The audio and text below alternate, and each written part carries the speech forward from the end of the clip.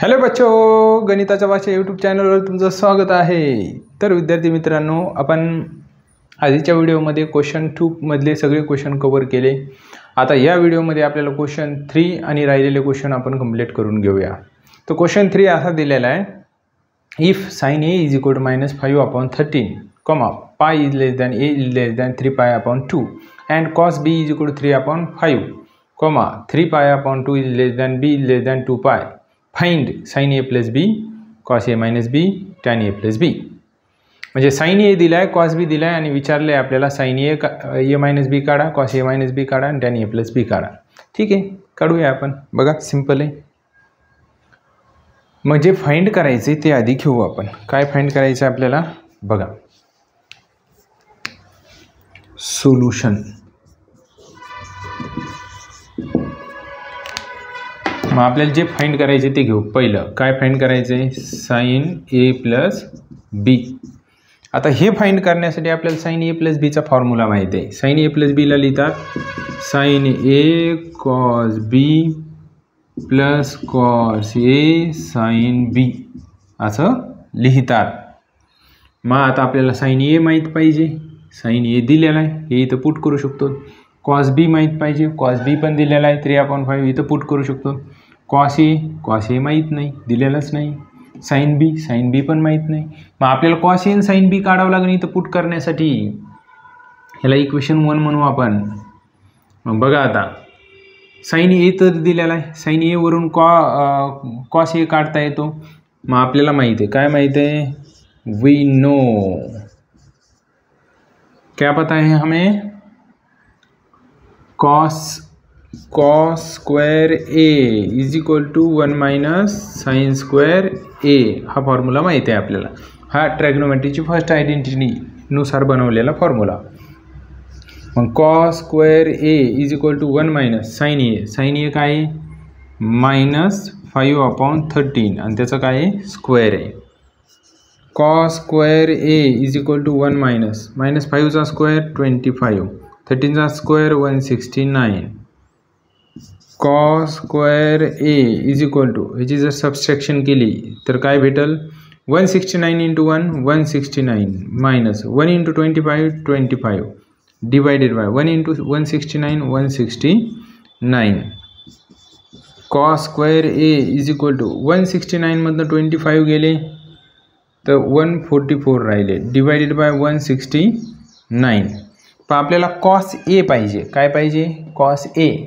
मग cos square नाही पाहिजे, स्क्वेअर कॅन्सल करण्यासाठी काय करावं लागेल, दोन्ही साईडचा स्क्वेअर रूट घ्यावा लागेल।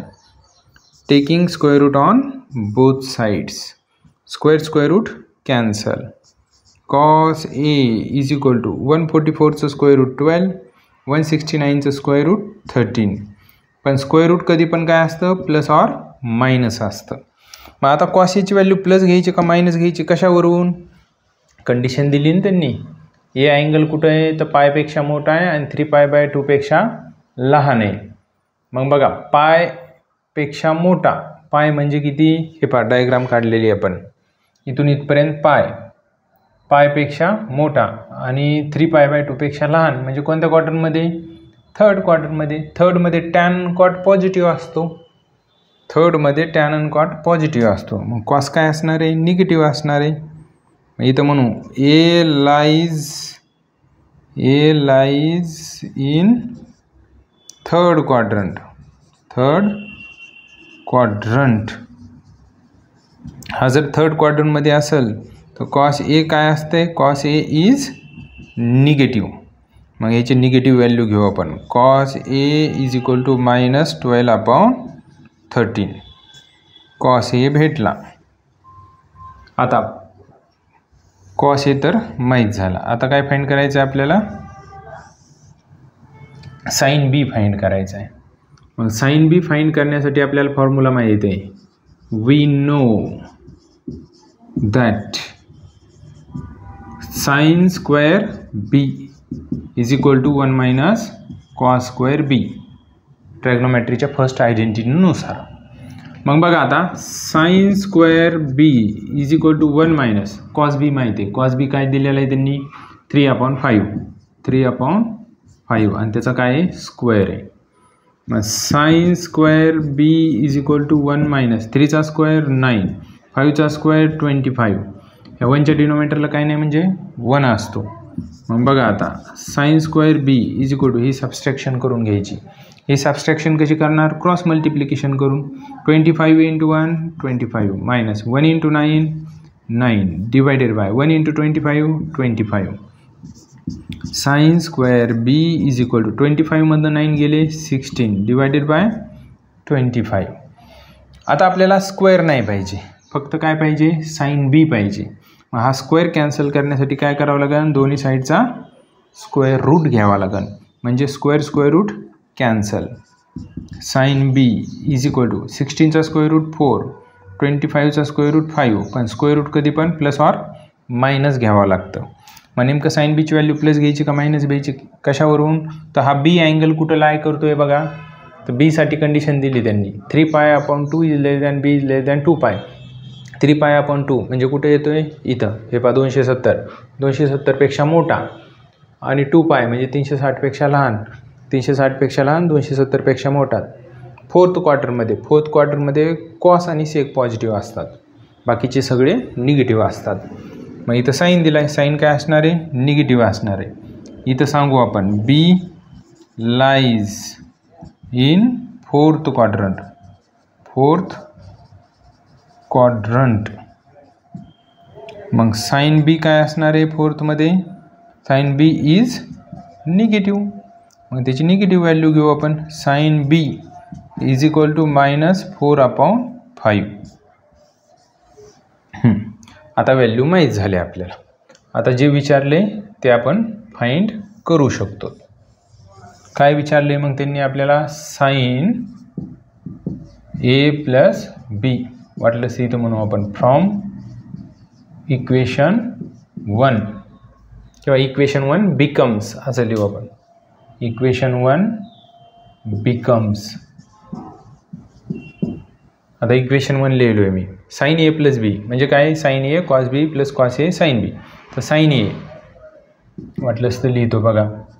Sign A cos B plus cos A sine B is equal to sine A. Sine एची व्हॅल्यू काय हे दिली पा -5/13. कॉस बी पण दिलेला आहे 3/5 प्लस कॉस ए काय आहे -12/13 आणि साइन बी काय आहे -4/5 इज इक्वल टू हे जर सॉल्व करायचं झालं तर हे 5 कॅन्सल. सिम्पल आहे. -3/13. आता इथं मायनस प्लस झाले दोन्ही पण. त्याच्यानंतर इथं काय डिवाइड होईल का? नाही, डिवाइड तर होणार नाही. कॉस एची व्हॅल्यू बरोबर आहे. साइन बीची व्हॅल्यू -4/5 बरोबर आहे. बारीक 2 32 चौक 48 डिवायडेड बाय 13/5 65 5 3 15 5 5 5 1 6 13/5 65. एलसीएम घेतलेला सोपा झाला असता. चला एलसीएमच घेऊ म्हणजे सोपं जाईल. बघा 5 3 15 म्हणजे हे कॅन्सल न करता आणि 13/5 65. कशामुळं असं घेतलं? दोन्हीचा डिनोमिनेटर सेम आहे. मग बघा हे आधी 48 लिहितो, नंतर हे -15 आणि दोन्हीचा डिनोमिनेटर सेम एकदाच लिहितो इज इक्वल टू. आता 48मधनं 15 सबस्ट्रॅक्ट करायचे म्हणजे 8मधनं 5 गेले 3, 4मधनं गेला 3 डिवायडेड बाय 65. हे फायनल आन्सर 33 डिवायडेड बाय 65 हे आन्सर आलं पहिल्याचं साइन ए प्लस बीचं. आता कॉस ए मायनस बी पण काढू शकतो लगेच. आता पहा हेच व्हॅल्यू लागणार आहेत आपल्याला. फक्त हे रफ करतो आणि सेकंड नंबर सॉल्व करतो. आता बघा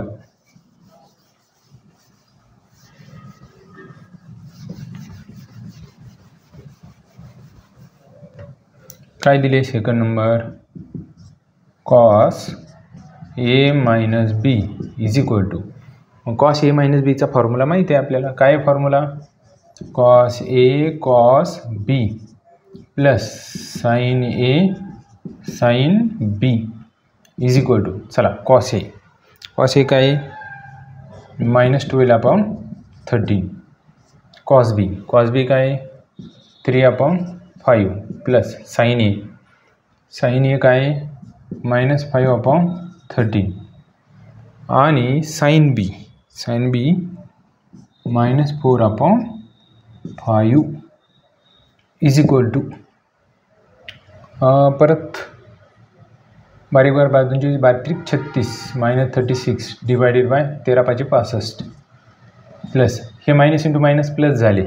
ओके, 5 चौक 20 13×5 इज इक्वल टू 65 एकदाच लिहायचे 20 - 36 इज इक्वल टू, तर 20मधनं 36 गेल्यावर किती राहतील 16 राहतील काय 16/65 परंतु -16 राहतील.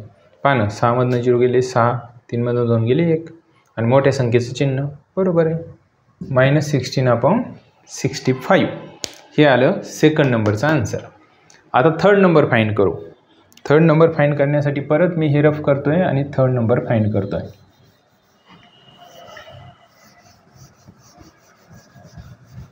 आता थर्ड नंबर फाइंड करण्यासाठी आपल्याला tan a + b दिला आहे. मग tan a + b चा फॉर्म्युला यूज केला तर तो tan मध्येच येतो, म्हणजे tan a आणि tan b च्या व्हॅल्यू माहीत पाहिजेत. मग त्या काढून घेऊ आधी हे थर्ड फाइंड करण्यासाठी. तर tan a ला काय लिहितात sin a/cos a असं लिहितात. मग बघा is equal to sin a ची व्हॅल्यू काय आहे sin a -5/13 divided by cos a काय आहे -12/13. हे 13 कॅन्सल मायनस प्लस राहिलं 5/12 हे भेटलं tan a. आता tan b ला काय लिहिणार sin b/cos b इंटर रिलेशनच्या फॉर्म्युल्यानुसार. मग sin b पण माहिती आहे आपल्याला. sin b काय दिलेला आहे हे बघा sin b -4/5 divided by cos b काय दिलेला आहे 3/5 5 कॅन्सल राहिलं काय -4/3. हां, आता फाइंड करू शकतो थर्ड आपण. tan a + b is equal to, मग tan a + b चा फॉर्म्युला आपल्याला माहिती आहे. काय formula tan a + tan b divided by 1 - tan a × tan b.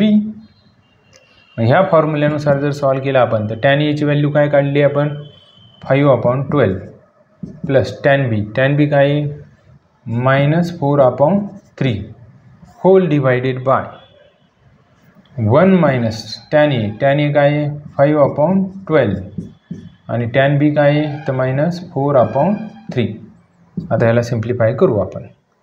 कसं सिम्प्लिफाय करणार तर बघा 5 त्रिक किंवा दोन्हीचा डिनॉमिनेटर सेम करू. बघा 5/12 प्लस इंटू मायनस. आता इथं 3 ला कितीने मल्टिप्लाय केल्यावर 12 होतील 4ने 4 त्रिक 12 आणि ह्याला पण 4ने करा 4 चौक 16 4 त्रिक 12 डिवायडेड बाय 1 - आता हे मायनस इंटू मायनस प्लस 5 चौक 20 आणि बारीक बाजूंची 12 त्रिक 36 इज इक्वल टू, दोन्हीचा डिनॉमिनेटर सेम आहे एकदाच लिहायचा 12. 5मधनं 16 गेले असं करावं लागणार आहे आपल्याला. आणि इथं 36 × 36 plus 20 divided by 36 is equal to, आता 5मधनं 16 गेल्यावर काय करावं लागतील आपल्याला -11 राहतील -11 divided by 12 whole divided by 36मधनं 20 गेले 16 डिवायडेड बाय 36. मग आता ह्याला पुढे सॉल्व करायचं म्हटल्यावर बघा इज इक्वल टू -11/12 इंटू याचा रेसिप्रोकल घ्यायचा 36/16 इज इक्वल टू किती भेटल 4ने बघ जाईल ना 4 किंवा बारीक बाजून 24 12 त्रिक 36 12 त्रिक 36 आणि 11 3 33 -33 डिवायडेड बाय 16 हे फायनल आन्सर. पहा क्वेश्चन 3 मधले 3 क्वेश्चन आपण सॉल्व केले. सिंपल होतं. असंच आता आपण लास्ट क्वेश्चन कव्हर करूया. क्वेश्चन नंबर 4 सिंपल आहे. 4 पण बघा क्वेश्चन नंबर 4 काय दिलेला आहे. If tan A is equal to 5/6 tan B is equal to 1/11 prove that A plus B is equal to π/4. tan B बरोबर दिलं आहे का. tan B कन्फर्म करा. tan B बरोबर आहे. हां आता बघा कसं सॉल्व करायचा. तर आपल्याला A plus B is equal to π/4 हे प्रूफ करायचे. प्रूव्ह दॅट म्हटले. मग आपल्याला काय करावं लागेल. tan दिलं आहे म्हणल्यावर टॅनमधला फॉर्म्युला यूज करावा लागेल. वी नो दैट मेरे पास है किंवा वी हैव मना. मेरे पास बंगला है, गाड़ी है, मोटर है, कार है. हाय तेरे पास क्या है. सर मेरे पास फार्मूला है. कौन सा फार्मूला है. tan A plus B is equal to tan A plus tan B divided by 1 minus tan A into tan B हे फॉर्म्युला आहे आपल्याकडे. मग आता ह्याचा वापर काय करायचा. तर tan A दिलेलं आहे ना. tan A काय दिलं आहे 5/6 प्लस tan B काय दिलेलं आहे 1/11 divided by 1 minus tan A. tan A काय दिलेलं आहे 5/6 आणि tan B काय दिलेलं आहे 1/11. आता ह्याला सिम्प्लिफाय करायचं आहे. सिम्प्लिफाय केलं की आन्सर येऊन जातं जे पाहिजे ते. बघूया चला ह्याला कसं सिम्प्लिफाय करणार. चला ॲडिशन करू आपण क्रॉस मल्टिप्लिकेशन करून. 11 × 5 = 55 plus 6 × 1 = 6 divided by 6 × 11 66 whole divided by 1 minus 5 × 1 = 5 11 × 66 66 is equal to 55मधनं 6 गेले किती राहिले 49 divided by 66 whole divided by. आता इथं 66 × 1 66 minus 5 divided by 66 is equal to 66 66 cancel. एक मिनिट 55 6 ॲडिशन करायची ना. सबस्ट्रॅक्शन कशी केली आपण तेच म्हणलं. 55 आणि 6 61 होतात ना. 61 हां आता बरोबर आहे. बघा 61 डिवायडेड बाय 66मधनं 5 सबस्ट्रॅक्ट जर केले तर किती येणार. हे पण 61च आलं. मग लेफ्ट हँड साईड काय आहे नंतर घेऊ वाटलंच तर 61 61 कॅन्सल. मग काय राहिलं इथं 1 राहिलं. तर लेफ्ट हँड साईड काय आहे tan A plus B is equal to 1. मग बघा मी असं लिहू शकतो का tan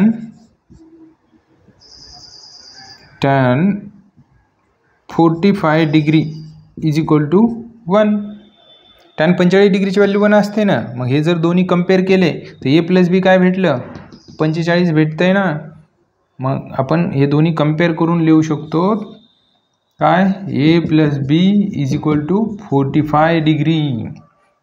कारण tan 45ची व्हॅल्यू 1 असते म्हणजे इथं 45 पाहिजे. A plus B A plus B 45 असेल तर आन्सर 1 येतं. म्हणून A प्लस B काय तर 45 डिग्री. पण त्यांनी π/4 दिले. मग त्याला रेडियनमध्ये घेऊन जाता येतं ना आपल्याला. A plus B is equal to 45 डिग्रीला रेडियनमध्ये काय लिहितात तर π/4 रेडियन लिहितात. आणि आपण अँगल अँड इट्स मेजरमेंट चॅप्टरमध्ये शिकलो डिग्री टू रेडियन कसं कन्व्हर्जन करायचं. डिग्री टू रेडियन कन्व्हर्जन करायचं असेल तर ह्याला मल्टिप्लाय करायचं π/180 ने. π/180 ने मल्टिप्लाय करून सॉल्व केलं की हे भेटतं. झालं ना. हेच आणायचं होतं.